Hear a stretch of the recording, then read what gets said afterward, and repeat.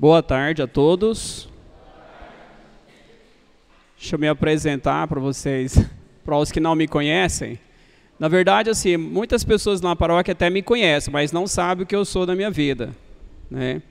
Então, vou falar primeiramente quem sou eu, por que eu estou aqui, que eu fui convidado para estar partilhando com vocês sobre finanças. Eu sou economista, sou formado em economia, sou pós-graduado em beleza, docência e consultoria empresarial e sou acadêmico também de nutrição, que pode até ser uma palestra para futuramente a gente estar fazendo com vocês, que é muito importante, nutrição para a família. Sou casado com a Eliane, que está ali no controle dos aulas. E assim, para nós vir aqui hoje, gente, foi a primeira vez, acho que em quase 8 anos, que a gente saia num sábado à tarde. Porque nós somos proprietários de 2 salões de beleza, então a nossa vida é muito corrida. Então nós ajustamos os horários agora para as clientes e depois das 18 horas. Então a gente vai sair daqui e ainda vai atender pessoas ainda. Então a nossa vida é muito corrida. E eu vou falar para vocês sobre finanças, porque muitas igrejas não têm essa preocupação de falar sobre finanças. Gente, a nossa vida financeira interfere tanto no casamento que é capaz de destruí-lo.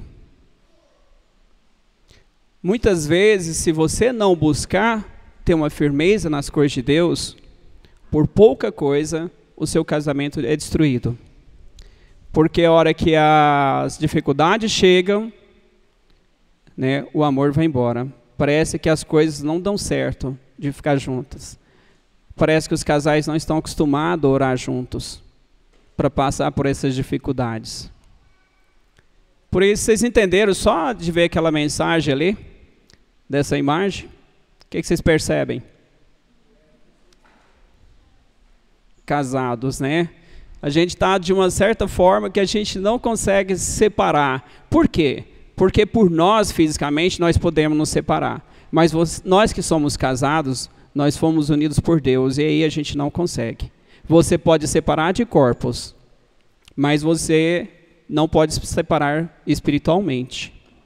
E eu esqueci de falar também, até tem uma futura aluna minha aqui, né? Eu sou professor de administração financeira, planejamento estratégico, empreendedorismo e marketing na UEG. Então, eu trabalho muito com essa área de finanças. Minha vida é muito agitada. Passa o slide. Bom, a gente vê muitas igrejas falando sobre vida financeira. Só que as pessoas estão mais preocupadas de fazer uma relação de troca com Deus. E isso não é agradável aos olhos de Deus. As pessoas acham que se ela fazer grandes doações em dinheiro para Deus, Deus vai fazer a vida delas prosperarem. Isso é uma farsa, gente. E nós, católicos, temos que ter discernimento para não cairmos nessas tentações. Porque é lógico que todo mundo quer ter dinheiro. Mas a gente não vê nenhuma igreja pregando de você ver uma vida de sacrifício, de busca de oração, de fervor mesmo, de jejum, de orar entre o casal. A gente não vê ninguém fazendo isso. Acha que com Deus basta negociar com Ele, tudo bem, está tudo certo e você vai prosperar. Isso é psicologia pura. Porque se eu disser para vocês, falar assim, olha, vamos fazer uma campanha aqui agora, você vai fazer um cheque de R$500, daqui 30 dias Deus vai te dar esse dinheiro. Gente, daqui 30 dias você vai ficar louco, você vai arrumar esse dinheiro, você não vai deixar a sua conta aí, né? Você não vai perder a sua conta por conta de R$500. E aí quando terminar esses 30 dias que você conseguiu os R$500, você fala assim, ai, graças a Deus eu consegui. Mas isso foi forçado, isso não agrada a Deus. O sacrifício de coração agrada a Deus. E não é quantidade, é o coração. Se você doar com o coração, você está agradando a Deus. Como era a vida financeira do povo de Deus? É uma coisa que a gente tem que pensar. Vocês que já estudaram bastante a Bíblia, lembrem vocês, os grandes da Bíblia, os antigos, Abraão, Isaac, Jacó, todos esses homens eram ricos. Davi no começo não era, mas tornou. Salomão era muito rico. Então, gente, a riqueza não é contra Deus. Certo? E Deus deseja que a gente tenha prosperidade na nossa vida financeira. Porque quando a gente não está bem financeiramente, a gente fica perturbado. A gente fica irritado. A gente às vezes esquece até de oração. Então a gente tem que ter muito cuidado. Então os grandes homens da Bíblia, as grandes famílias, famílias antigas da Bíblia, todas eram prósperas. Mas eram pessoas que tinham temor de Deus ao extremo. Eram pessoas que postavam toda aquela fortuna como crédito em Deus. Não por eles, mas por Deus ter abençoado eles. Passa. Não foi? Como eram as famílias sem dinheiro no Antigo Testamento? Primeiramente, gente, o modelo, a gente tem que observar como era no Antigo Testamento e depois no Novo Testamento, o modelo de família. E o modelo de família, assim, eu estudo muito a palavra de Deus e fui percebendo o seguinte: os pais ensinavam os ofícios aos filhos e os filhos trabalhavam junto com os pais. Era a primeira escola que eles tinham. Então, uma coisa que agrada muito a Deus é quando os filhos começam a aprender com os pais.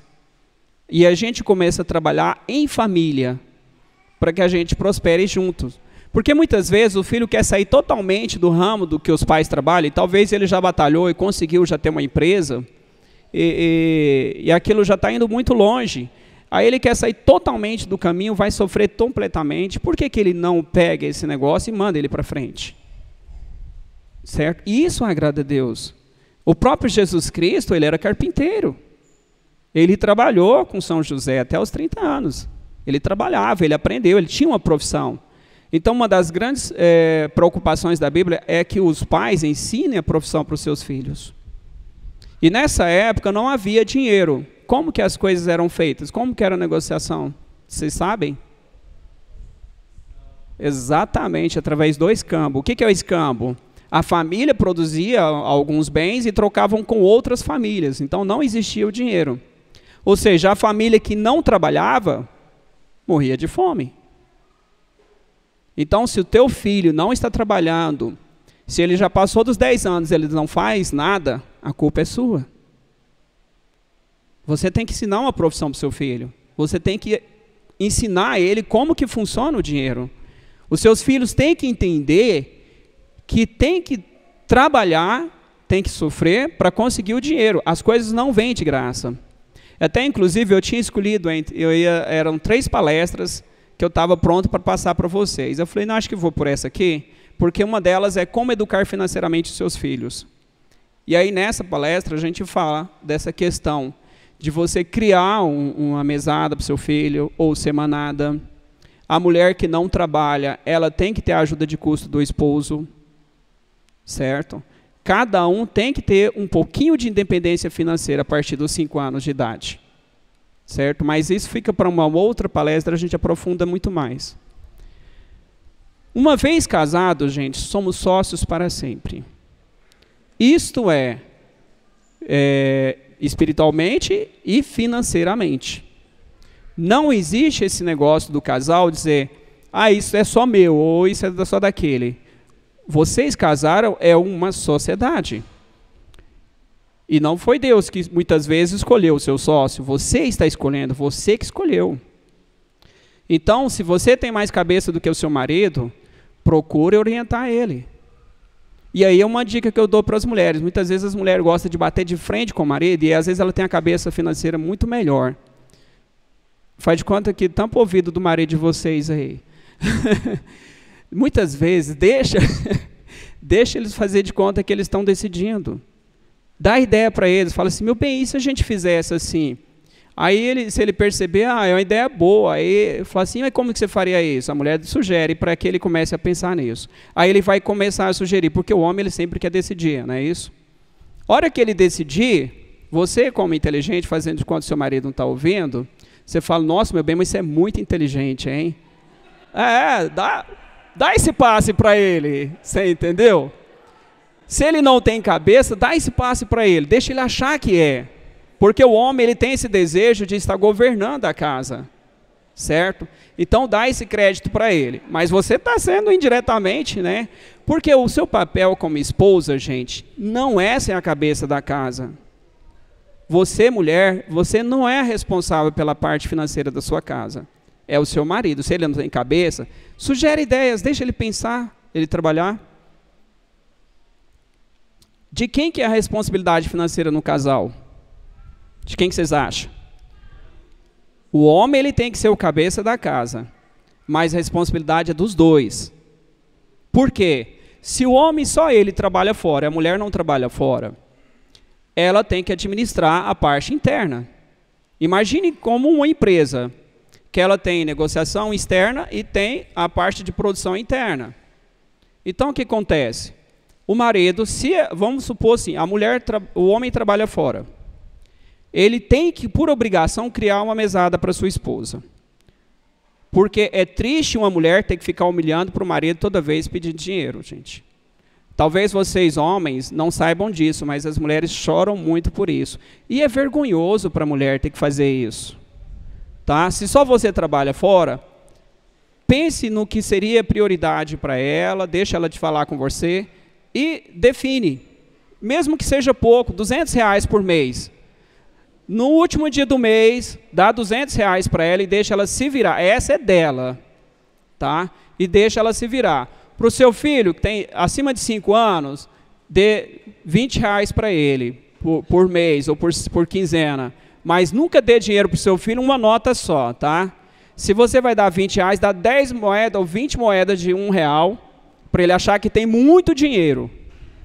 Tá? Porque se você der só uma nota, ele for no supermercado, ele vai trocar essa nota, ele vai voltar o troco, ele vai voltar com muito mais dinheiro, porque ele, na ideia dele, várias notas vale mais que uma, ele não tem essa noção. Então faça isso. Então crie para ele, aí você pode estipular, se é para ele comprar o lanchinho dele, calcule quanto que ele gasta de lanche durante a semana e fala, olha, a partir de agora você vai tomar conta do seu dinheiro, tá aqui. O lanche da semana não me pede. Você não vai me pedir mais dinheiro, eu não vou te dar mais dinheiro. Esse é o dinheiro de você gastar. É a mesma coisa o marido, fala isso para a mulher também. Ó, os R$200 seu todo mês é isso aqui. Se você gastar mais do que isso aqui, gente, olha, cobre em juro, tá? Não é maldade. Se a sua mulher gastou 250 e ela lamentou e precisou de 50 a mais, você dá 50, mas no mês seguinte você vai dar 150 e ainda vai cobrar o juro. Tá? Então ela vai receber 145, mais ou menos. Mesma coisa é o filho, certo? Se o filho gastou mais do que R$20, precisou de 5 a mais, você dá 5. Na outra ele não vai receber nem 15, ele vai receber 14. Porque ele tem que saber que para pegar dinheiro, quando está precisando de uma emergência, se ele for no banco, ele paga juro disso aí. Certo? E é assim que a gente educa financeiramente. Tá? Então, e se a sua esposa trabalha fora, fica definido assim. Eu estou dando a dica como economista, tá, gente? E voltando tudo pelo lado cristão também. Se os dois trabalham fora, os dois têm responsabilidade financeira. Quais são os custos fixos que a família tem todo mês? Então, já separa esse dinheiro. Tudo o que precisa para a manutenção da família, separa esse dinheiro fora. O marido, ele tem as coisas que ele tem que comprar, que ele separa os R$200 dele também, os 200 da esposa e R$20 para cada um dos filhos. Estou só dando um exemplo. Esse é dele. Deixa ele comprar meia, deixa ele comprar tênis, ele comprar bola, o que ele quiser, isso é dele. Você não interfere nele, interfere no seu. Tá bom? E aí, tem o caixa da família. Esse é para a despesa da família. Essa é a responsabilidade dos dois administrar. O dinheiro da mulher aí toda terça-feira lá na feira, fazer as compras, é ela que vai fazer, responsabilidade dela.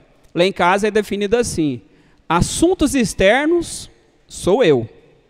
O cabeça que vai para fora e assume os problemas externos. Se tiver que resolver algum problema fora da minha casa, ou é com o vizinho, ou pagar alguma dívida, alguma coisa fora de casa, é comigo. Agora, se for dentro de casa, o assunto é com ela, é aquela que é a governanta da casa.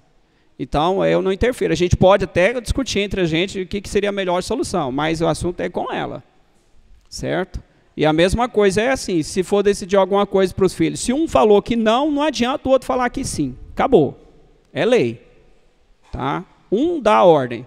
Então, tome muito cuidado quando você proibir de alguma coisa, ou quando você liberar para alguma coisa. Vocês têm que estar em consenso, porque não pode mudar de ideia. Tá? Tem que ser lei, porque se você muda de ideia, o filho descobre isso, nunca mais te respeita. O planejamento tem que ser feito a dois. Então, a partir de agora, gente, eu aconselho vocês, quando chegar na casa de vocês, vocês vão pegar um papel, caneta, e vão anotar todas as coisas que vocês têm que pagar todo mês. Tudo. Anota tudo. E vocês vão colocar um dízimo, vão usar 2 dízimos diferentes. Um dízimo que vocês vão devolvendo para Deus.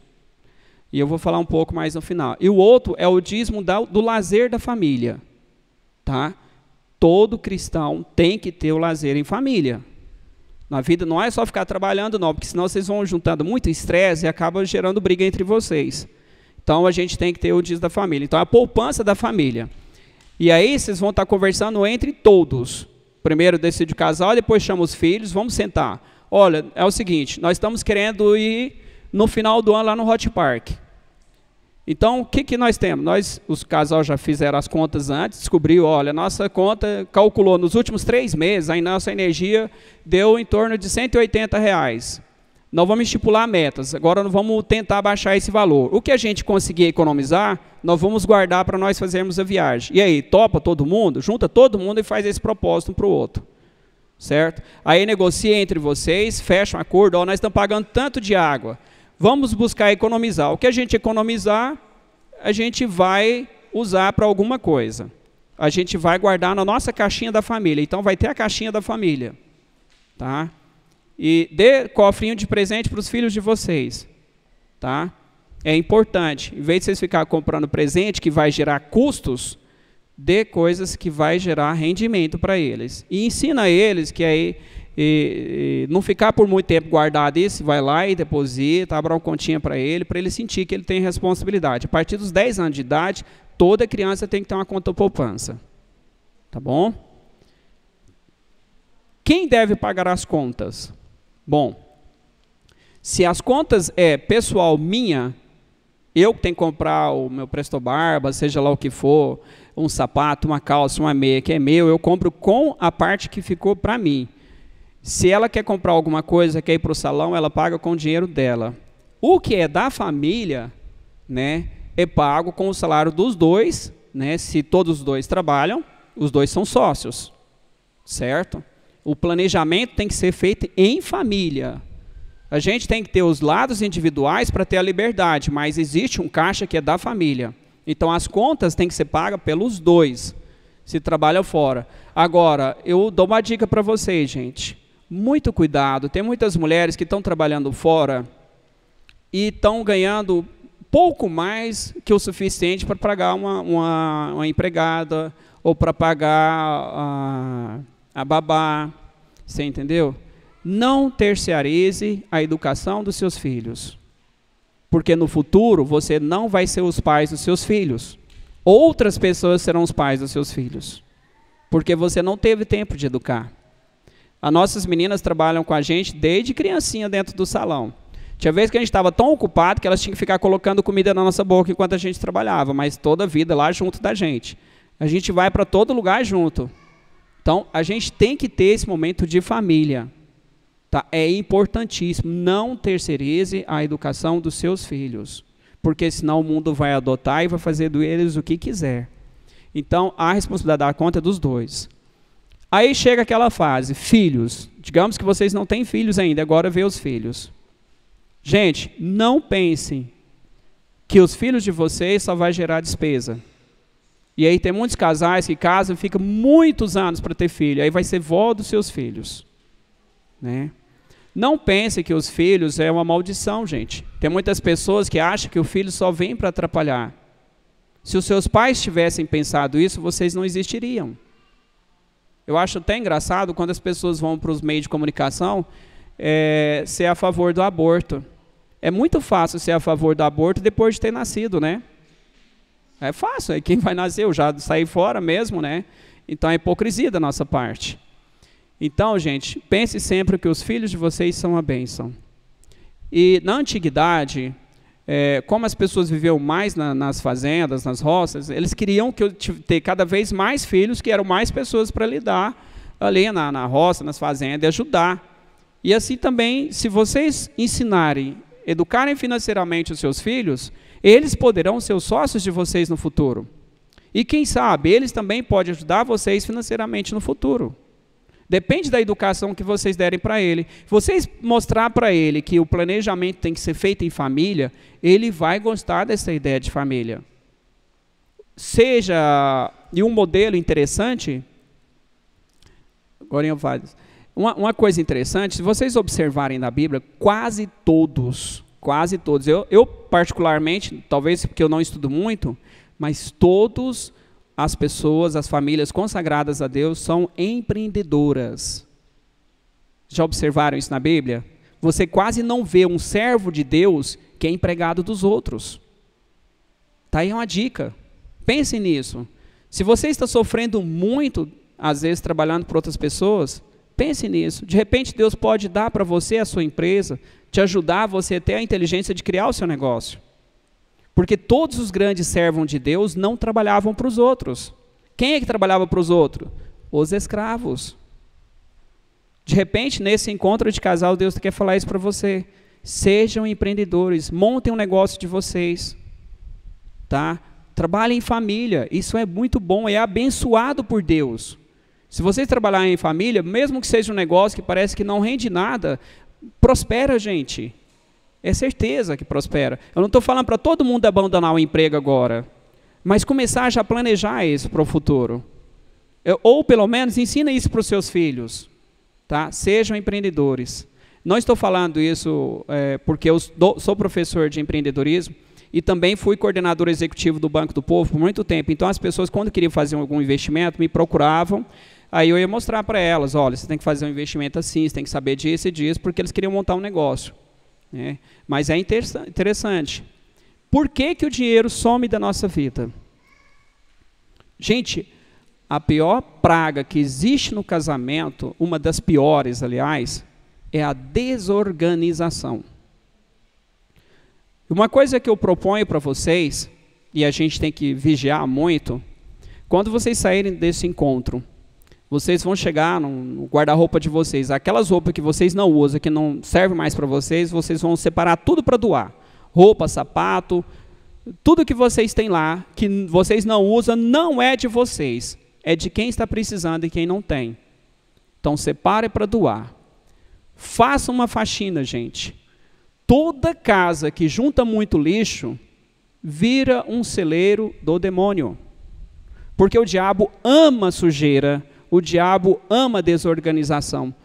Toda casa que as pessoas são muito desorganizadas, todas as pessoas da casa são nervosas, são irritadas, brigam, xingam e não prosperam. Você juntou lixo, você juntou bagunça na sua casa, você não vai prosperar. Parece que é uma coisa que é uma fatalidade. Então chame a família. Olha, pelo menos uma vez por mês, hoje é o dia da faxina. Vamos dar faxina em tudo, jogar lixo fora, vamos jogar tudo aquilo que a gente não usa fora e vamos mudar a nossa vida, porque todos os servos de Deus têm que ser organizados. Quem não tem organização, por exemplo, em Provérbios 10, foi até bom você tocar nisso. A minha esposa, ela é o seguinte, onde eu for, é porque eu tenho costume sempre de dar palestra, então ela vai sempre para dar os toquezinhos, que ela ajuda a lembrar, e outra ela está sempre intercedendo. Às vezes eu estou falando, se às vezes está tocando vocês, é porque ela está intercedendo, então a gente está sempre fazendo um canal. É assim que funciona, viu? O casal é assim. O marido for trabalhar, nada da mulher ficar xingando o marido, vai orar para ele, tá? Para ele que ele não caia em tentações, para que ele não passe desespero e para que ele chegue em casa bonzinho. Tá? Vocês, mulheres que ficam mais em casa, vocês têm a obrigação de ser intercessora do marido de vocês. Em Provérbios 10, ele ensina direitinho como que tem que ser a família. A organização, buscar as coisas de Deus, ser organizado, afastar das pessoas que vivem falando mal das outras. Ele te dá uma série de ideias de como que tem que ser o servo de Deus, quem são as pessoas que buscam a Deus, como tem que viver. E o dinheiro das pessoas some justamente por conta disso, por conta da desorganização, falta de planejamento. Tem pessoas que às vezes ganham muito bem, mas vive apertado, mas faz tantas dívidas. Pare com isso. Senta hoje na sua casa, com a sua esposa, com a sua família, e veja quais são os gastos que vocês podem cortar da vida de vocês. As pessoas pensam que o curso superior de economia é curso superior de pão duro. Não tem nada a ver, gente. São as pessoas que têm a visão. Então, a gente abre essa visão. E muitas vezes a gente tem desperdício de dinheiro com tantas coisas. Então, se você vai para o shopping, a primeira coisa que você pensa, eu preciso disso mesmo? Isso tem que ser comprado agora. Eu tenho dinheiro para comprar isso à vista? Se alguma dessas 3 perguntas não foi sim, não faça compra. Certo? Você está precisando disso realmente? É agora, não pode esperar? Eu tenho dinheiro disponível? Então não compra. Não, povo de Deus, pare de comprar coisas à prestação, a menos que seja um investimento. Por exemplo, se é lote, tudo bem, investimento. Agora, roupa e sapato, comprar prestação, não. Não comprem, porque isso endivida, gera estresse entre família e vocês não têm necessidade disso. A gente tem que controlar, porque isso causa muita irritação. Se faltar dinheiro, começam as brigas. O que vocês acham? Infelizmente. Faltou dinheiro, aumentou o inferno. Quanto menos dinheiro, maior o inferno. Infelizmente, as pessoas começam a xingar, as pessoas começam a ficar irritadas dentro de casa, e aí você cria um ambiente propício para o demônio fazer a farra dentro de casa. Então, se faltou dinheiro, o que faltou? Organização. Né? Buscar a Deus. Olha, eu quero isso, eu preciso disso, Senhor, cuida de mim. E se faltou dinheiro, gente, está na hora de todo mundo bater o joelho no chão, orar. E clamar, orar em família mesmo, chama os seus filhos para orar, junta todo mundo, ajoelha, pega na mão do outro, ore. E descubram, gente, o inimigo, ele tenta fazer raiva em você o tempo todo. Esses dias eu estava viajando, até não contei para minha esposa, porque eu moro em Goiânia e estudo em Trindade. E parece que tinha umas pessoas que ultrapassam a gente e ficam fazendo gracinha, forçando ou irritando a gente no trânsito. Vocês são homens, sabem como que é isso. Aí Deus me tocou no meu coração. O diabo usa essas pessoas para ficar irritando a gente no trânsito, para provocar acidente. Então a gente tem que ter muito discernimento. Talvez o diabo está usando ele para provocar aquela maldade. Talvez aquela falta de desorganização nossa, e por nossa culpa, faltou dinheiro, porque nós não organizamos, e agora a gente começa a procurar culpados. Todos são culpados. Gente, se seu filho te pedir uma coisa, não é época de dar aquilo, não é época. Acabou. Tem que ter leis. Tem que ter os dias certos de receber dinheiro. Ninguém recebe dinheiro todo dia, quando quer. Não é assim. Então, gente, as brigas podem ser evitadas. E aí, gente, todo mundo... Quando é pobre, é mais fácil, né? Pobre não tem quase nada para repartir, então ele fala assim, larga, eu faço. Né?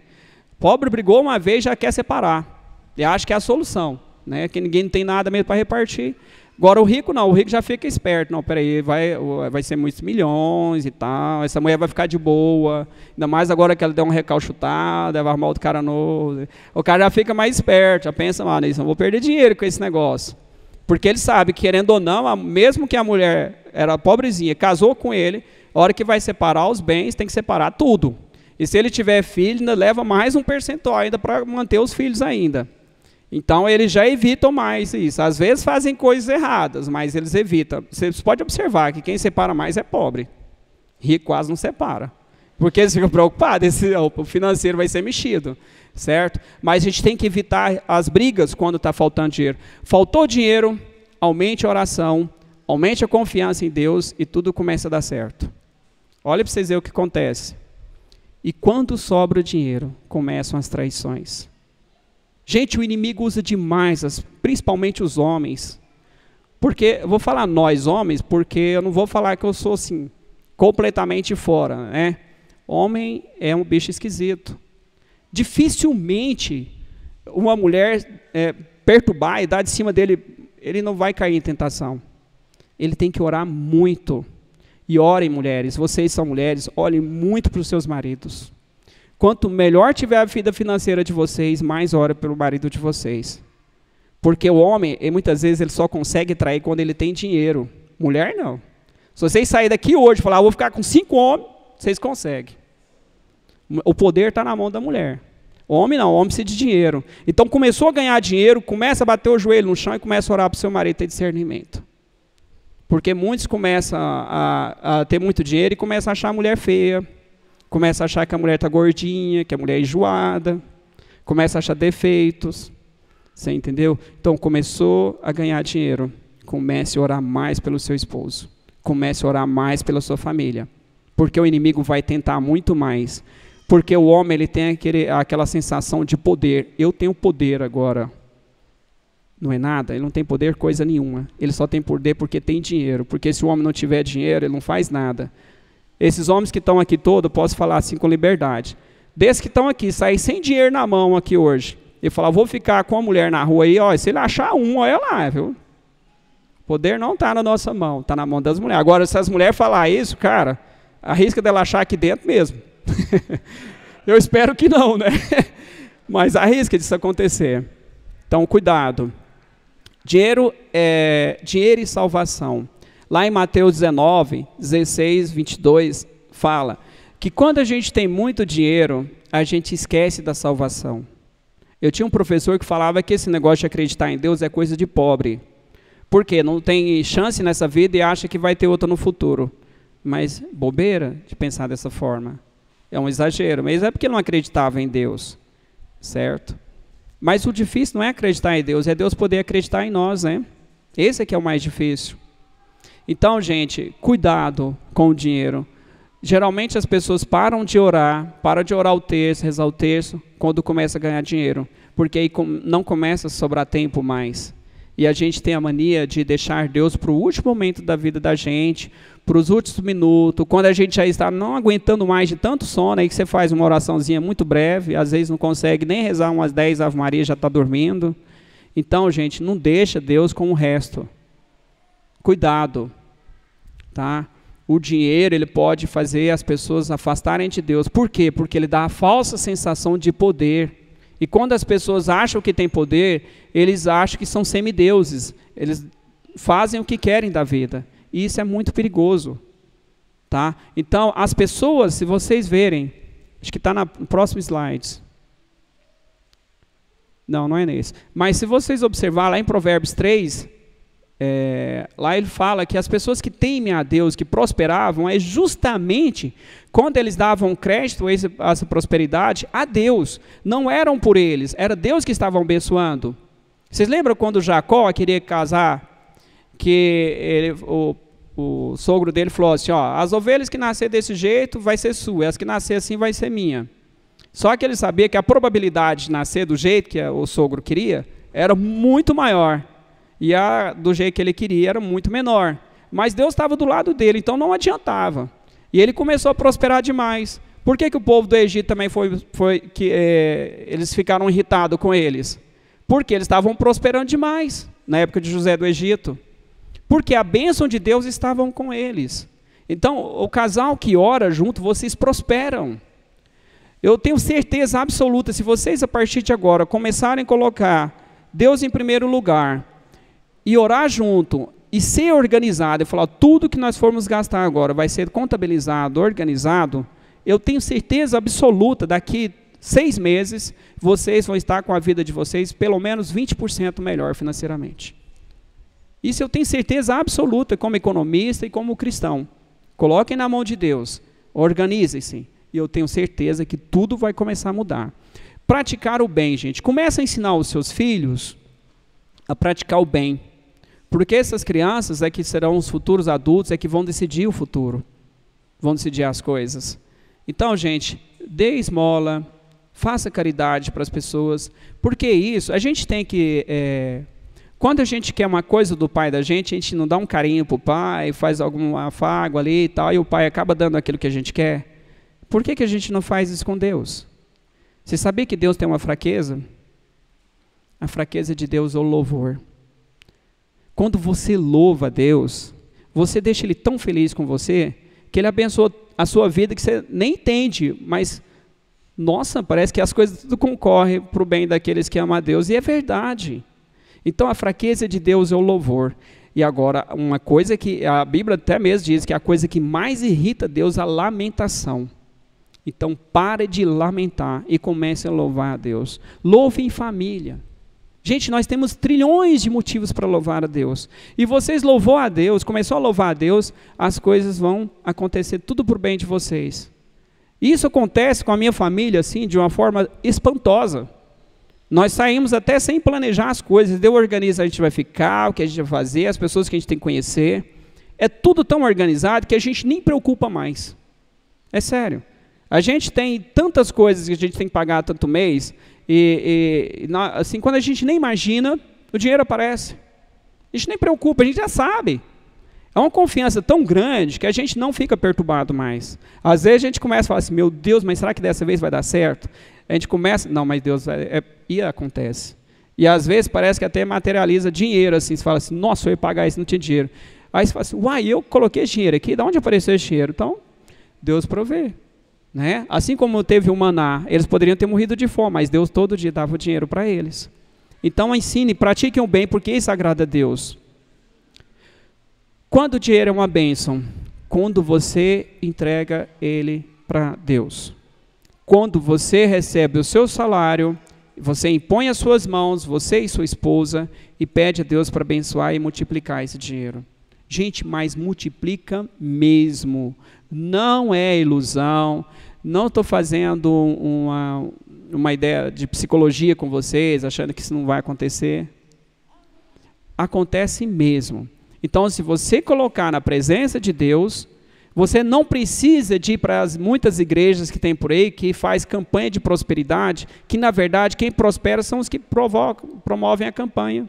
Você dá o dinheiro para eles. E você que está precisando. Então, Deus é dono de tudo. Então não precise você querer fazer troca com Ele. Deixa que Deus cuida de você, cuida da sua família. Isso é uma bênção. E quando o dinheiro é uma maldição? Quando você não tem coragem de ajudar as pessoas. Eu vou falar. E agora ela empolgou, né? O dinheiro ele é maldição quando você se apega tanto a ele que você se esquece de Deus. E aí, gente, não adianta. O dinheiro de vocês não dão. Mal dá para comprar remédios. É tudo que você vai fazer. Você vai viajar, pneu estoura, carro funde, vira uma bagunça. Nós tivemos uma época na nossa vida, eu até antecipando um pouquinho o assunto, a gente parou de pagar o dízimo. A gente achou que estava apertado, não estamos apertados, e se não for pagar o dízimo vai piorar mais. Gente, se você ganhar R$10, devolve um para Deus. Porque se você não devolve para Deus, você devolve para o diabo. Não estou usando isso como as outras igrejas pregam, não, porque eles falam dessa forma, mas para cutucar a cabecinha de vocês. Se vocês não devolvem o dízimo, vocês gastam muito mais com as coisas.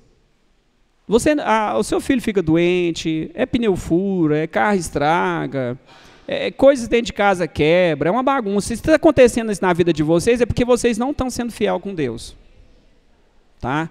Aí vocês dão uma lembrada aí na casa de vocês. Vocês estão começando a acontecer muitas dessas coisas, filho quebrar, filho machucar, tudo estragando as coisas, pode ter certeza. Vocês não estão sendo fiel com Deus, porque vocês não você pode ter milhões, gente. Né? Vocês podem ser o Eike Batista. Você quebra, filho. Você pode ter milhões, como aconteceu com ele. O Eike Batista achava que ele era o cara, né? Aí olhava lá, o que era que ele estava acreditando lá? Nos budinha, no elefantinho, não sei o quê. Dançou, meu. Conversou demais. Outra coisa, vocês começaram a prosperar, gente, não contem para ninguém. O que acontece em família é segredo completo. Se vocês estão passando dificuldade, ninguém precisa saber, porque as pessoas ficam felizes com isso, sabia? Eles acham maravilha quando a gente está na miséria. E quando você está bem também, não contem para os outros. Tem muitas mulheres que não têm inteligência e ficam fazendo propaganda do marido. Para com isso. Tem um homem bobo também que fica fazendo propaganda da mulher, não desperta curiosidade nos outros. Segredo de família. Vocês conversam entre vocês, ninguém precisa saber. Certo? Então, se você tiver dinheiro e você não tiver cuidado, isso é uma maldição. Olha o que acontece lá em Atos. Um casal, no Atos dos Apóstolos. Não. Porque é o seguinte, eu vou até dar uma dica para vocês, porque futuramente a gente não deve falar o que a gente vai fazer muito, mas que Deus abençoe. Eu vou escrever livros. E um dos livros vai ser como a oração que funciona.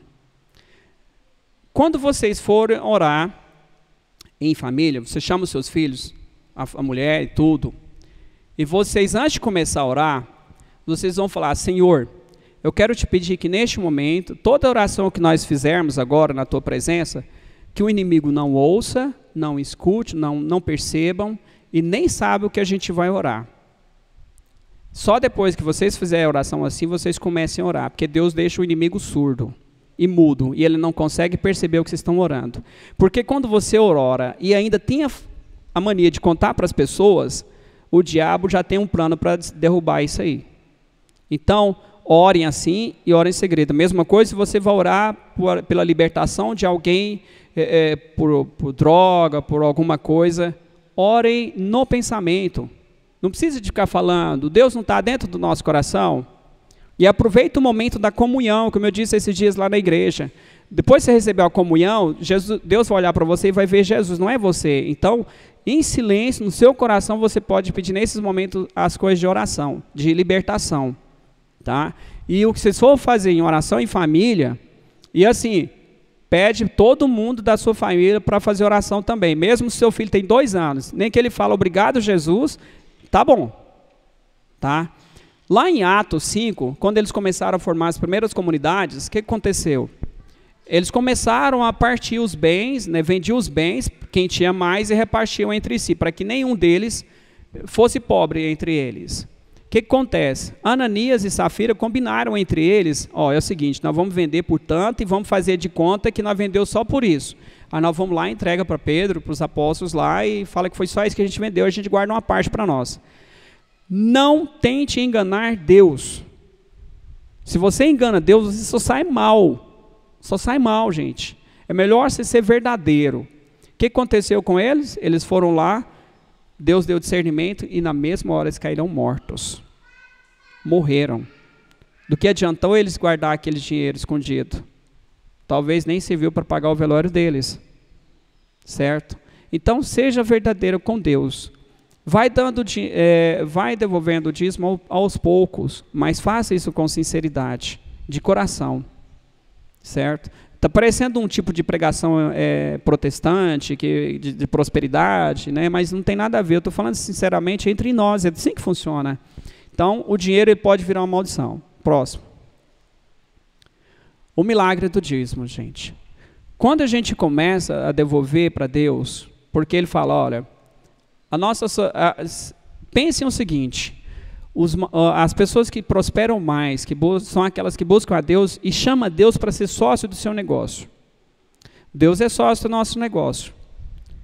Só que Deus é uma sociedade, o seguinte, onde Ele fica com 10% e nós com 90%. É uma sociedade boa ou não? Ótimo, e Ele não exige mais do que isso, né? Deus não exige mais do que isso. Então, devolve 10% para as obras de Deus, né, e fique com 90% para você fazer o que você bem entender em família.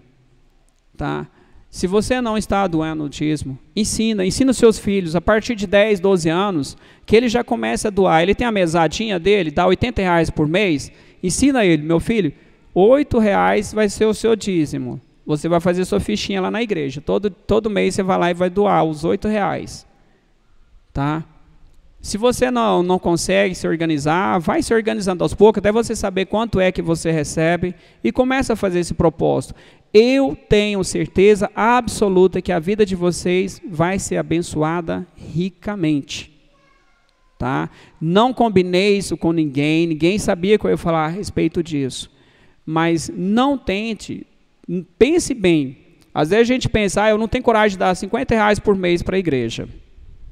mas você gasta R$400 numa festa, um pouco com bobeira. E não pensem vocês que Deus é bobo, Deus está vendo isso. A gente fala que não tem porque a gente acha que Deus não merece, e não pode ser assim. Agradeço vocês, muito obrigado. E para finalizar, deixa eu ver quantas horas aqui. Sim, a gente começou um pouco atrasado, a gente vai tentar resumir um testemunho de vida, da nossa vida como casal, porque eu acho que é muito válido. E é uma coisa muito interessante. Eu começo, depois você continua, né? Vamos fazer assim, igual dupla sertaneja. Eu mais Eliá, nós mudamos para uma cidade do interior, muito pequenininha, com 3.000 e poucos habitantes. E a gente queria sair desses problemas da cidade grande e ter uma vida mais tranquila. Já tem que começar a me controlar para mim não chorar. Não sei, né? Quando a gente busca as coisas de Deus, a gente vai se tornando mais sensível. Porque Deus é sensível. E a gente começou muito bem lá, e a gente não havia salão de beleza na cidade. E com um mês, no nosso salão, a gente não dava conta de atender tantas pessoas. Mas eram tantas pessoas que apareciam no nosso salão, e era aquela coisa de louco. E aí eu tive que entrar na profissão para ajudar ela. E as coisas começaram a ir muito bem, e logo a gente já estava contratando pessoas para trabalhar com a gente. E a inveja das pessoas começou a fluir tanto sobre nós, gente. E a gente não tinha esse conhecimento que a gente tem hoje de guardar as coisas para nós. E as pessoas começaram a perceber que a gente estava prosperando. Gente, foi difícil. Eu nunca acreditei que inveja acontecia. E eu digo para vocês, inveja é pior do que macumba. Porque macumba, você vai lá e ora a Deus e aquilo se desfaz. A inveja tem que ser desfeita dentro da pessoa. E a gente não tem controle sobre ninguém. As pessoas têm inveja da gente ter um bom relacionamento entre a gente. Então, gente, família tem que ser brindada mesmo. Segredo, tudo é segredo entre a gente. E a gente começou a se dar muito bem e tal. E aí, infelizmente, a gente deixou de começar a pagar o dízimo, porque achou que estava tudo muito bem, esqueceu, achou que isso não era importante. Aí as coisas começaram a ficar meio complicado. E aí o nosso carro, eu ia vender o carro, bateu, vende nossa casa, deu errado, e as coisas começaram a dar tudo errado na nossa vida. E parece, as pessoas tinham tanta inveja da gente. Eu nunca tive problema de coluna, tinha dia que eu tinha que levantar, deitado de lado, rolar para conseguir ficar em pé. E tinha que tomar injeção direto. E começamos a ficar doente. A minha esposa dava furúnculo no olho dela. É uma coisa de louco, gente. Parece que nós estávamos morrendo, nós fomos para a cidade para morrer. Tudo começou a se dar muito mal na nossa vida. Aí a gente achando que as coisas estavam ruins, e as pessoas sentindo prazer de ver a gente naquela miséria, nós resolvemos mudar para a cidade mais próxima, porque a gente tinha vergonha de voltar para cá e falar que a gente não estava indo bem financeiramente. Porque no começo eles viram que a gente estava prosperando e muito. Aí nós fomos para uma cidade, a gente mudou no mês de acho que dezembro. No começo de dezembro, acho que foi uma errada muito grande que a gente fez. Gente, não entrava ninguém no nosso salão. Deixa ela agora, que ela vai empolgar. Não, eu estou esquecendo. Antes disso, a gente sempre orou. Né? Nessa cidade nós abrimos grupo de oração que não tinha. Fomos ministros da Eucaristia pelo conselho da igreja eclesiástica. Ganhava muito dinheiro, mas não fazia nada. É o que ele falou. Não era abençoado o dinheiro. E aí a gente foi para a igreja, oramos e perguntamos se... Ele era gerente do Banco do Povo na cidade. Aí perguntamos o que Deus queria. Eles oravam e falavam assim, olha, a gente está com vontade de ir para Rio Verde. Aí todo mundo que orava, arrepiava, falava, nossa, vai, porque lá eles não têm especialista como vocês, vai que vai dar certo e tal. Isso foi várias orações, vários encontros, Deus falando com as pessoas. E eu não tenho medo. Quando Deus fala, eu vou. Sabe? Eu sou assim, até peço, Senhor, não me tire de Goiânia, porque se Ele pedir, eu vou. A gente tem isso, a gente tem a obediência de Deus. Aí a gente foi no final de dezembro, que é um mês muito bom, é um mês que todo mundo tem dinheiro. E a gente foi no centro da cidade. Eu peguei o meu salão todo montado, que não era aluguel, entreguei para uma cliente minha, formei ela, peguei minha cartela de cliente todinha, dei para ela.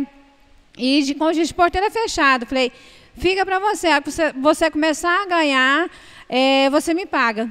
Financiei outro salão, todinho completo, montamos um mega salão em Rio Verde, só que não entrava ninguém. A situação foi ficando tão complicada, tão complexa, que a gente não entendia o que acontecia. E nós tínhamos uma reserva ainda. Aí, à medida que foi passando os meses, a situação foi complicando, como o Pedro tinha mudado, ele perdeu a gerência do banco. E aí a gente estava inveja. Aí a gente estava sustentando um pouco esse dinheiro. E aí, quando acabou, ela falou, e agora? Só que Deus era tão misericordioso que ele não deixava faltar a comida. A gente tinha do lado um restaurante, aí o pessoal desse restaurante começou a arrumar o cabelo. Aí nós fizemos permutas. Né? A gente arrumava o cabelo deles, eles deixavam a comida.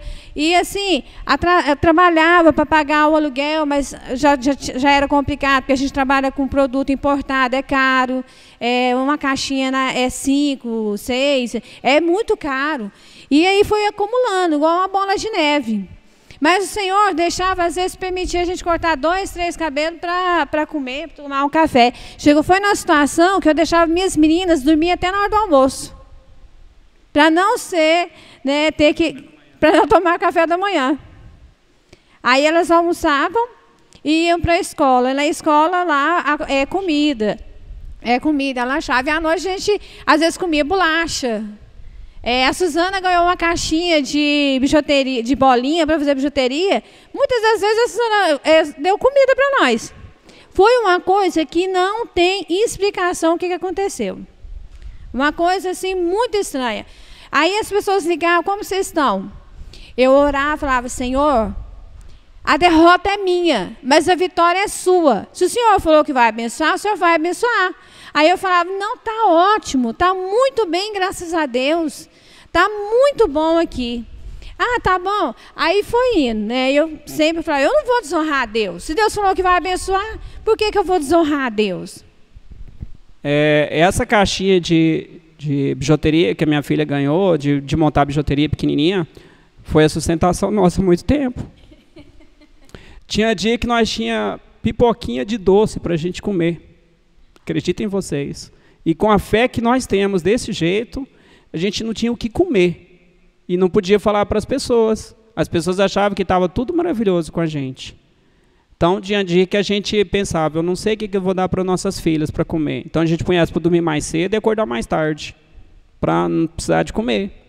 Né? E aí as coisas continuam piorando. Né? Quando a situação estava muito ruim, o aluguel tinha que pagar todo mês, perdi o emprego por conta de inveja dos outros. E aí a gente pensou, agora nós vamos fazer o quê, meu Deus? Eu não posso morrer. Eu sou o pai, eu sou a cabeça dessa família. E de repente, aí acontece, quando as coisas estavam muito ruins, para piorar, todo começou a dar, não sei, parecia sintomas de dengue. E todo mundo começou a ficar doente. Aí eu comecei a sentir o sintoma também. Eu falei assim, meu Deus, agora o que? Nós vamos morrer? Não, o Senhor toma conta de nós, não é possível. Nós acreditamos no Senhor, o Senhor é um Deus de vitória, o Senhor tem que mudar a nossa vida, a nossa história. Eu não aceito isso. Aí Deus me deu a inteligência de ir nos comércios para fazer um contrato com as meninas que trabalhavam nas lojas para eles ir lá arrumar e pagar no fim do mês. Pelo menos vamos passar um mês sem quase comer, mas depois a gente começa a ter algum dinheirinho. E aí eu falei para minha esposa, eu falei, você ora para mim que eu vou sair e Deus vai abençoar, vou fazer uns contratos. Fui lá, juntei umas moedinhas, consegui tirar uma xerox, imprimi a folhinha, uma pastinha por debaixo do braço e saí. Isso foi em abril, né? Perto do aniversário dele. Ele fez um propósito. Olha, nós vamos ter que tomar uma decisão. Do jeito que está, não dá. Dava para a gente voltar, porque onde que a gente estava era nosso, né? Mas eu, como sou uma mulher de fé, eu falei, eu não volto atrás, porque se eu voltar atrás, eu estou voltando à minha fé.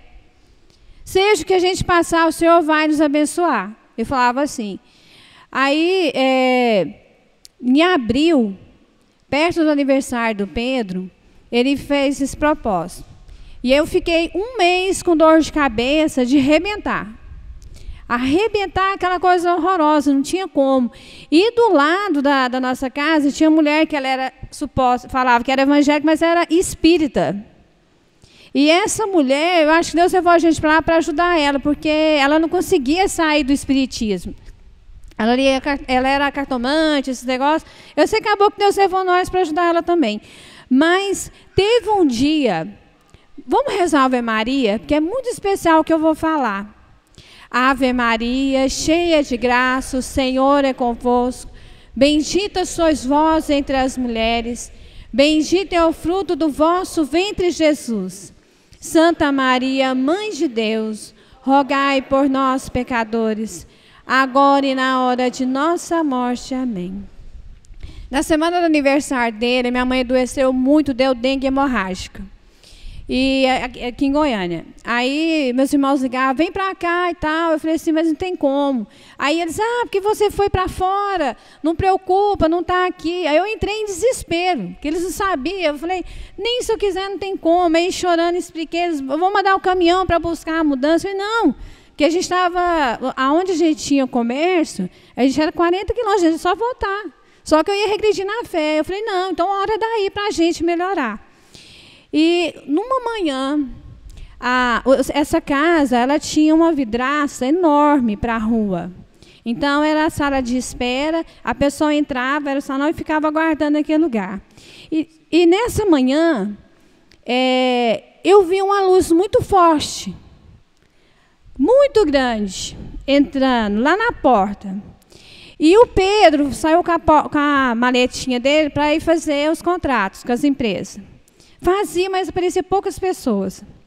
Aí, nessa manhã, eu fui com a mão assim, ele falou, o que foi? Eu falei assim, Pedro, nós estamos recebendo visita. Aí ele arrepiou todinho e falou, intercede por mim. Sempre quando ele vai sair, eu tinha o costume de pedir bênção para meu pai e para minha mãe, e ele também. Então, eu abençoo ele me abençoa todos os dias. Se ele sair 10 vezes, Deus te abençoe e te acompanhe. Aí eu falei, isso ele foi. Eu fui para o final da casa, e era onde que ficava as químicas, o lavatório. Ajoelhei lá e comecei a orar. Eu orava, mas eu chorava tanto, mas tanto, que a dor que eu estava na alma e no coração era muito grande. E eu chorava. Aí o que aconteceu? Quando eu abri os meus olhos físicos, abri meus olhos físicos, eu vi Jesus. Eu vi Jesus. Como eu estou vendo vocês. Mas Jesus estava com um corpo resplandecente. Não era um corpo físico, de matéria. Jesus entrou pela porta. Eu estava de joelhos. Jesus colocou a mão em mim. Tinha 1 mês que eu estava com dor de cabeça. Jesus orou na hora, e eu fui falando, Senhor, tem misericórdia, eu não estou entendendo o que está acontecendo. Senhor, o Senhor disse que era para vir para cá, a gente veio. E fui falando para ele orando, eu levantei. Fui para todos os cômodos da casa, fui mostrando para ele, a gente sentou no sofá, e eu fui conversando com ele, falando, Senhor, eu não aguento, minha mãe está quase morrendo, nós não estamos dando conta de comer aqui, de pagar. Nós somos pessoas dignas, pessoas honradas, honestas. Senhor, em teu santo nome, a gente suja, mas no seu nome nós não sujamos, porque Deus falou que ia abençoar. E eu pus isso no meu coração, e eu falei, eu não vou falar que nós não estamos sendo abençoados aqui. Jesus falou para mim, filha, nunca mais você vai passar pelo que você passou. Eu vou deixar um anjo com você. E eu não queria que ele fosse embora. E engraçado que Jesus falou assim, eu tenho que ir porque eu tenho que fazer outras visitas. Na semana antes, uma coisa que me sustentou, eu não gosto de estar para o Marcelo, não, por causa da mosquinha. Só um pouquinho, só rapidinho, estou terminando, concluindo. O padre Marcelo falou assim, e eu sempre, quando eu oro, eu vejo Jesus com os olhos da fé. E, de repente, eu fui orar e não vi. Eu entrei em desespero, o padre Marcelo falou assim, tem uma mulher que está desesperada, que não está conseguindo ver Jesus com os olhos da fé.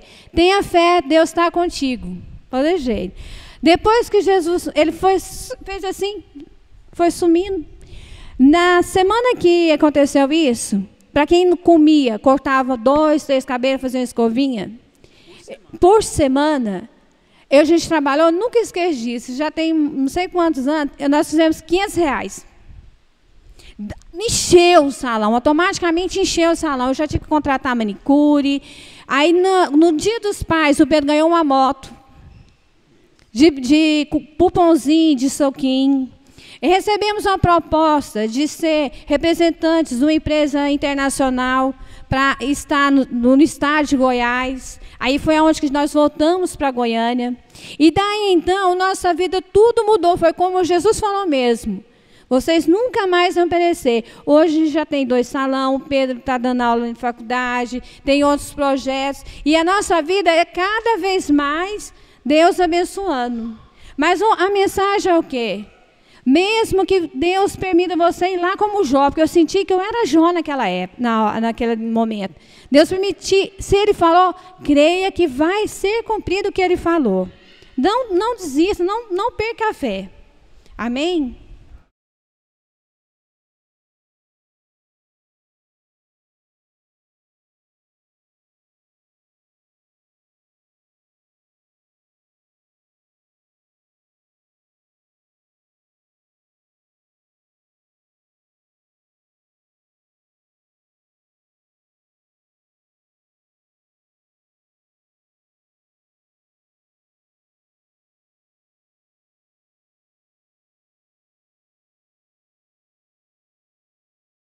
O Senhor esteja convosco.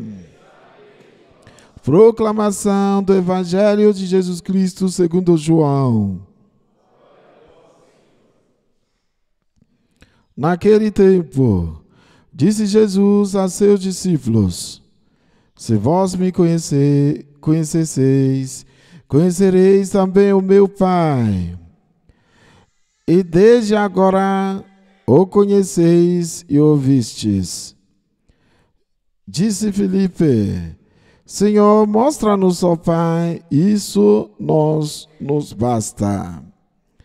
Jesus respondeu: há tanto tempo estou convosco, e não me conheces, Filipe?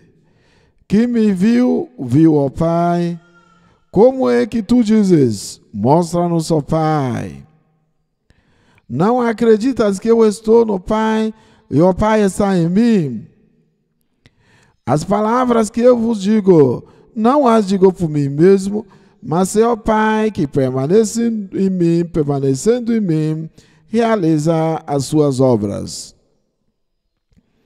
Acreditai-me, eu estou no Pai e o Pai está em mim.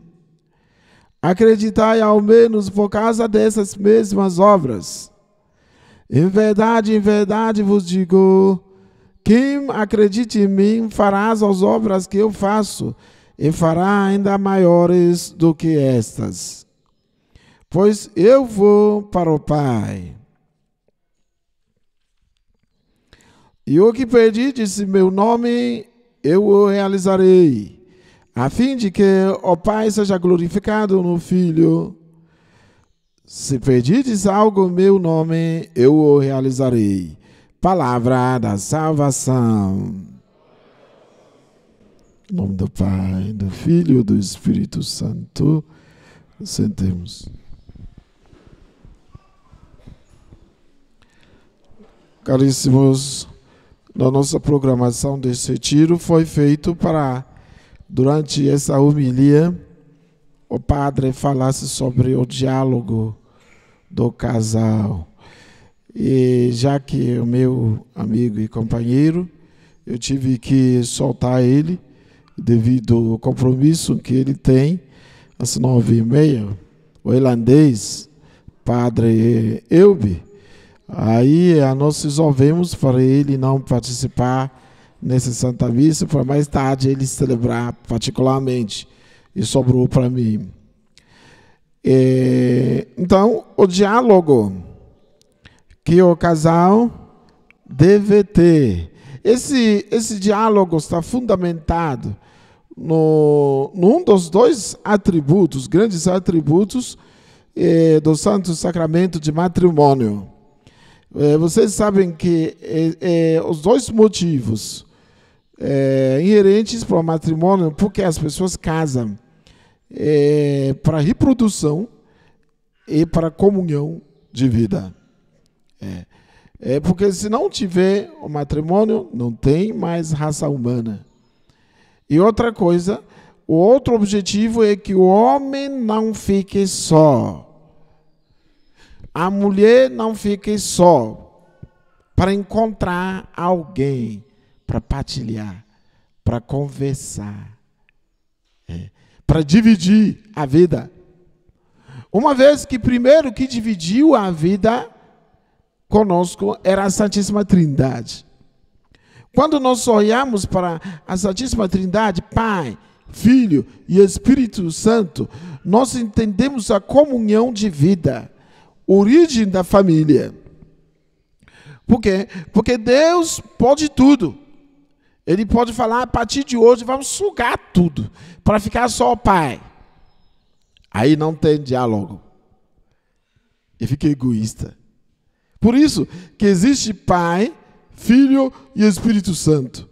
O Pai amando o Filho amando o Pai, e vai suspirando o Espírito Santo, e a vida vai acontecendo, e vai estremecendo, vai ficando interessante. Assim que isso fazia a Santíssima Trindade feliz muitos e muitos anos atrás, e vai fazendo até hoje, vai fazer para sempre. E vira uma felicidade em que eles estão trazendo dentro deles. Aquelas 3 pessoas, eles falaram, vamos criar o homem, a nossa imagem e semelhança. Então, quer dizer que o diálogo é extremamente importante na convivência do casal. O casal que não se dialoga, o poço vai secar um dia.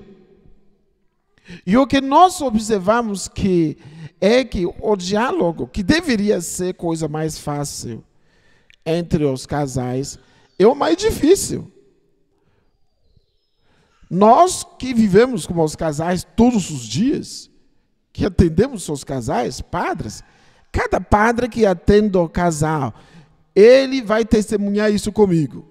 Que uma das grandes dificuldades que se encontra com o casal, especialmente o passado ano, não no início, não na época do namoro, o passado tempo, chegando 5, 7, 10, 20 anos, é conversar.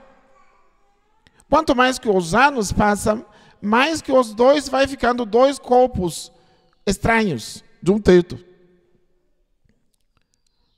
Aí você pergunta, por que você não fala? Mas ele deveria saber. Ele tem que saber o que eu estou pensando. Puxa vida. Como ele vai saber se você não conversa? Aí vai dando aquele choque, aquele estranhez. Um pensa, o outro pensa. E os dois vai brigando por causa das coisas em que não foram faladas, em que ninguém entende. Quantos casais que passam mal por não falar? Por não dialogar. Você é um mistério, seu marido é um mistério. Não porque você está casado, não porque vocês estão namorando, por isso que vocês estão grudados. Não é grudado, não. São 2 pessoas criadas em 2 famílias diferentes, culturas diferentes. São 2 mistérios que quando se fecha, o outro não consegue entrar em você. Então, por que os casais não conseguem conversar? Por quê? De ficar olhando na cara de um ou outro. Uns vai falando e vai olhando para o chão. Até no casamento, né? Quase todos os casamentos que a gente faz, na hora da conversa, daquele diálogo que começa no altar. Vocês sabem que essa coisa que eu estou falando começa, por tão importante que o diálogo é. No ritual do matrimônio, chega um ponto em que o padre deixa os 2 dialogar. Naquela troca do compromisso. Eu te recebo com o meu esposo. Aí vai falando, Joana, o padre vai falando, Joana, fala para ela, Joana, olha para a cara dela. Puxa vida, cara. O que é isso? Nem primeiro dia tem, você não consegue olhar para a mulher. Olha para, fica rindo, olha para, Joana, eu te recebo como meu legítimo esposo. E depois ela cala, a mulher vai falando. Então, quase todos os casamentos, a gente tem que lembrar, levantar a cabeça, olha para ela. Quase todos. Dificilmente você encontra. Às vezes a mulher até olha. A mulher, com facilidade, olha na cara do homem. Aí que começa lá no altar a mostrar um motivo porque não tem diálogo. Porque a maioria dos homens pensa em outras coisas. Quando ele está no altar, ele fica pensando, como é que eu vou pagar a conta deste casamento, gente? Estou ferrado. E aluguel? E apartamento? Depois disso, o povo vai embora. E um monte de meninas que eu namorei, que está tudo bonitinho, que eu vou largar tudo. E fiscalização que ela vai passar, ela vai me sufocar, gente. Aí, ele fica maquinando tudo isso. Né? No altar, preocupado. E a mulher rindo. Ou a boca chegando na orelha. Porque conseguiu casar finalmente.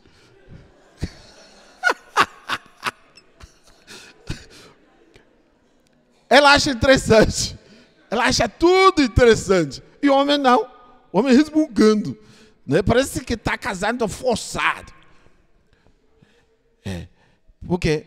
Porque a sociedade está fazendo o homem ficar igual a Coca-Cola, no meio do deserto. Nós que estamos criando isso. Gente, ninguém é maior do que ninguém. Nós homens não somos mais valorizados do que as mulheres. Não porque somos poucos, especialmente os goianos, que têm a fama de 10 homens para uma mulher. Hã? Não, desculpa.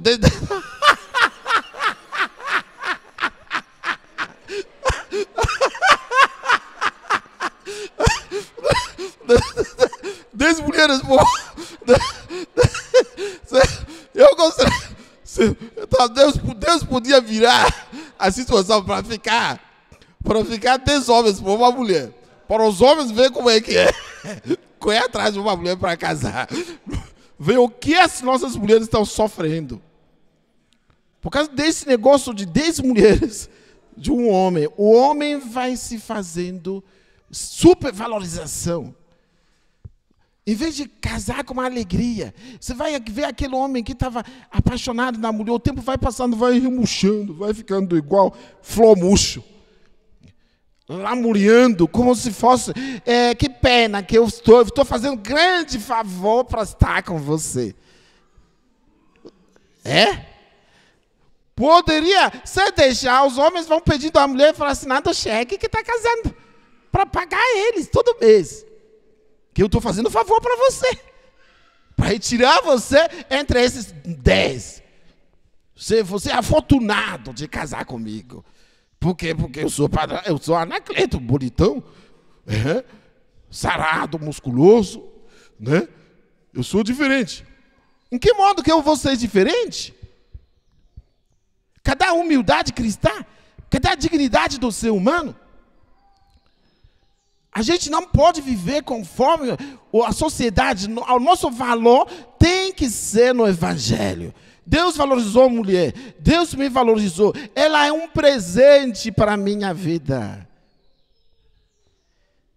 Aliás, quando nós não temos o diálogo fundamental com Deus, a gente não entende essas coisas. Vocês podem ver isso. Quando a sua namorada para de rezar, o seu namorado, o seu noivo, o seu esposo, a sua esposa, na medida em que vocês param de dialogar com o Criador, quando a criatura não dialoga com o Criador, não vai saber dialogar com a criatura. Pode colocar isso na cabeça. Todas as pessoas que tiram tempo todos os dias para dialogar com... O que é oração? Oração é diálogo com a divindade. a adoração eucarística? A adoração eucarística é a escola de aprendizagem sobre mim mesmo, sobre o outro, sobre o cosmos, sobre o universo, sobre a minha posição, onde eu estou. Deixar quem fez tudo isso falar coisas dessas coisas para mim. Por isso que você pode ver que todos os adoradores, todos os que têm devoção à Santíssima Eucaristia, o rosário, que tira tempo todo dia para mergulhar em Deus, não guarda rancor. Não tem supervalorização de si mesmo. É fácil de lidar. Vai sempre atrás dos outros. Mas quantos casais, quanta coisa triste de ver a mulher que quer conversar. Ele chega em casa, o marido vai ficar, vai falando, eu entendo. Tá bom, tá, eu já entendi. Às vezes não só os homens, tem mulheres que fazem isso também.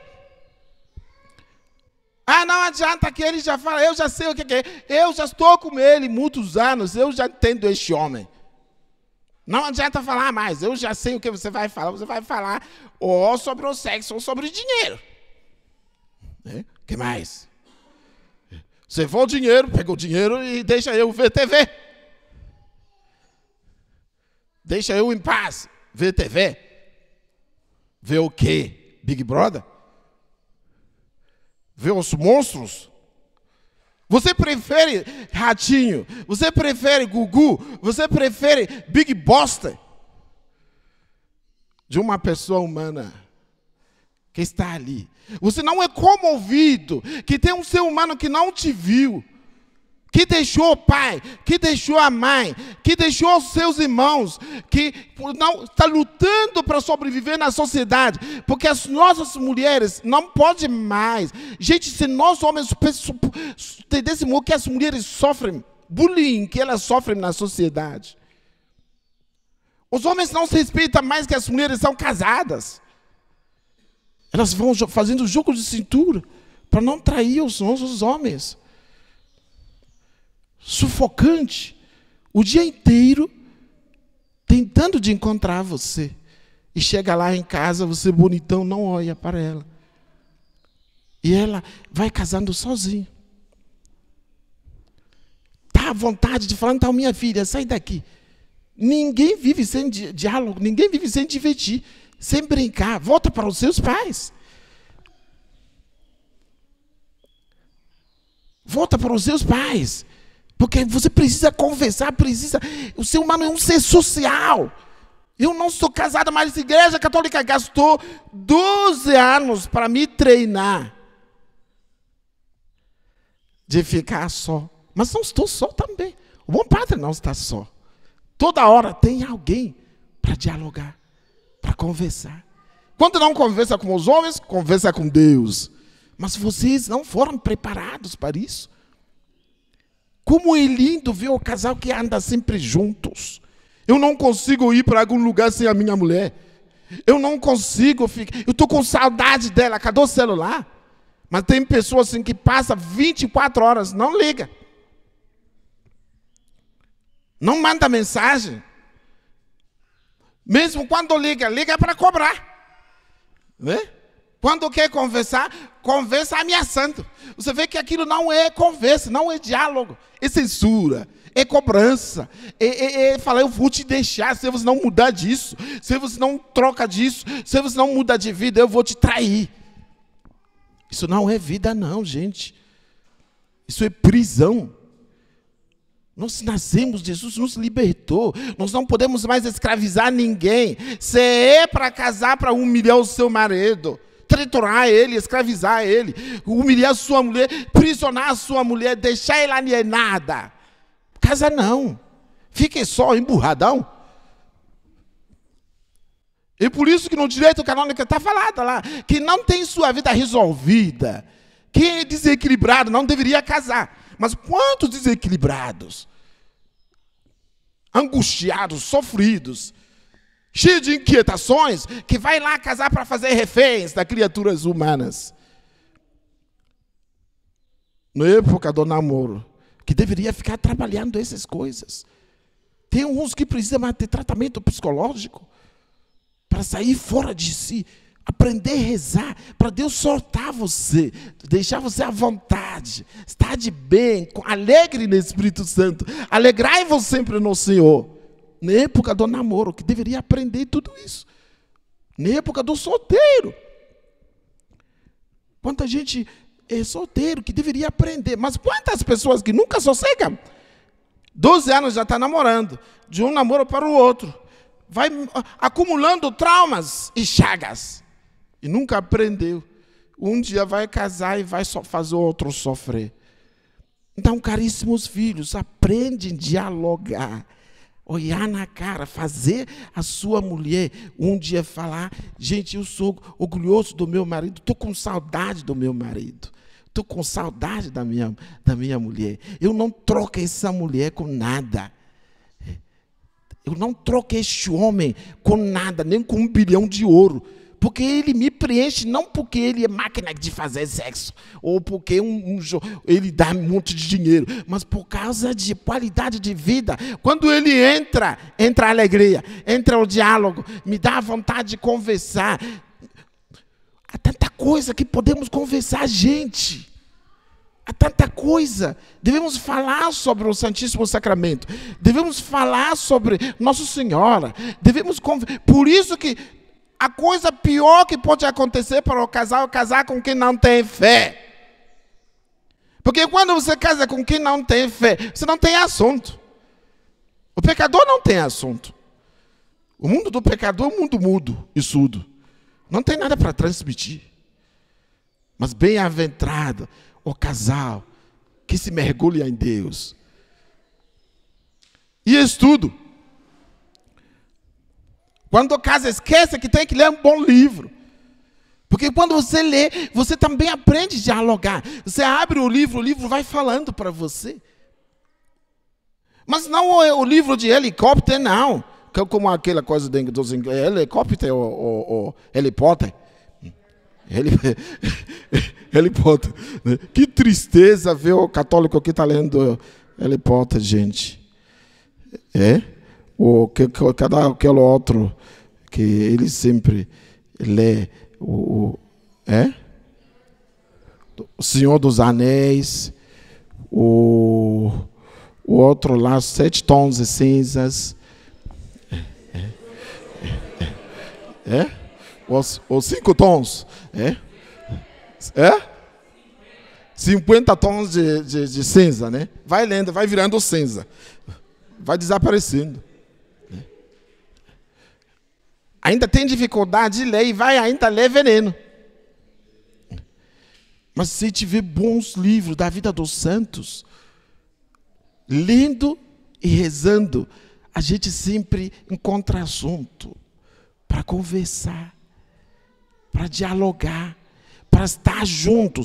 Mesmo, tem um cara que eu falei esses dias, cara, você está proibido a falar com mulher na cama sobre dinheiro. Se você fizer isso, eu te jogo praga. Porque essa mulher está sofrendo o dia todo. Quando ela chega na cama, quer namorar, quer conversar, você fica falando como vai fazer para sanar minha dívida, para poder mexer com o meu emprego, porque a empresa está fechando, tanta coisa. Desconfia. A mulher veio para resolver só o problema. Dívida teremos, problema teremos, mas o filho do homem não. Aí você larga isso. Quando você está na cama, namora a sua mulher, conversa, preenche ela, deixa ela preencher. Nós sabemos que ninguém preenche ninguém, mas também tem a parte humana. Essa parte humana é necessária, porque você não é um anjo. Os anjos não casam, por isso os anjos não casam. Você é ser humano. Não fique querendo esconder que você é carente, que você precisa do outro. Aí a gente vai se escondendo para ver se o outro vai me procurar. Não, eu que vou procurar dizer que eu preciso de você. Estou com saudade de você, estou carente de você. Ela fala isso para mim. E nós dois, nós grudamos, tentando resolver os nossos problemas. E depois nós vamos para o Santíssimo Sacramento. E nós dois lá juntos, olhando onde tem solução de tudo. Ele vai banhando os nossos rostos. Vocês veem aquela capa do meu livro, A Procura ao Casamento Feliz? Os dois não é isolado, os dois estão juntos olhando para o Santíssimo. E aquela luz vai iluminando o rosto. Você olha no rosto daquele cara, você vai ver um sorriso gostoso. Você vai ver a moça com regozijo. Depois se preenche, ficam abastecidos e voltam para casa, de bem com a vida. Então, caríssimos, é isso que eu tenho para dizer para vocês. Vamos desenvolver o diálogo. Primeiro, dialoga com o bom Deus. Lute contra o pecado. Porque o casal que se entrega para o pecado, seca o diálogo. Cada coisa em que você faz que é proibido pela Igreja Católica.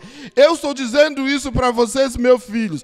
As coisas que a Igreja Católica ensina não é opinião. É mandato, é obrigatório. Ai de quem não faz, vai cheirar ferro. Ela é uma mãe de 2000 anos. Ela compreende mais do que a gente. Não há todas as pessoas que fizeram vista grossa diante dos ensinamentos da igreja, que não sofrem horrores no futuro. Prescrutam o que tem que ser vivido. Como eu estou prescrutando o que a igreja exige do padre para conviver, para ser feliz. Eu estou feliz. Esses dias estão sempre insistindo para mostrar que a raça mais feliz em todas as profissões são os padres. Por quê? Porque o padre dedica muito tempo para estudar sobre sua profissão. 90% da Universidade de Chicago publicou 2 meses atrás. 90% dos padres são realizados. Não tem outra profissão. Por que isso? Porque o padre sabe o que ele vai viver. Será que você tem tempo para estudar sobre o estado da tua vida? O que a igreja disse para você viver? Ah, não tem nada a ver. É porque ele gosta de fazer sexo anal. Se eu não fizer, ele ameaça de me deixar. É porque ele gosta de usar anticoncepcionais. É porque ele gosta... Na medida em que você deixa ele pecar, mais estranho que ele fica, porque ninguém é de ninguém. Ou nós pertencemos para Jesus em primeiro lugar, ou nós não pertencemos a ninguém. Cada pecado que você faz com o seu cônjuge, você tem que estar criando buraco entre você e a pessoa. Você está só ficando com lixo. Porque o que é digno de ser honrado, amado em nós, é Espírito Santo. Quando o pecado entra, suga o Espírito Santo em mim e deixa nada em mim. Porque sem o Senhor, eu não tenho nada para transmitir para ninguém. Por isso que a maioria dos casais são infelizes. Porque eles falam, porque a gente decide. Nós dois decidimos. Vocês não são nada. Por isso que tudo começou no altar. Vocês são consagrados. Na medida em que vivem como consagrados, assim Deus vai resolvendo os seus problemas, vai fazendo vocês entender, se amar. É Ele que nos ensina a amar e dialogar. Sem Ele, tudo se trava, tudo fica extremamente difícil. Louvado seja o nosso Senhor Jesus Cristo.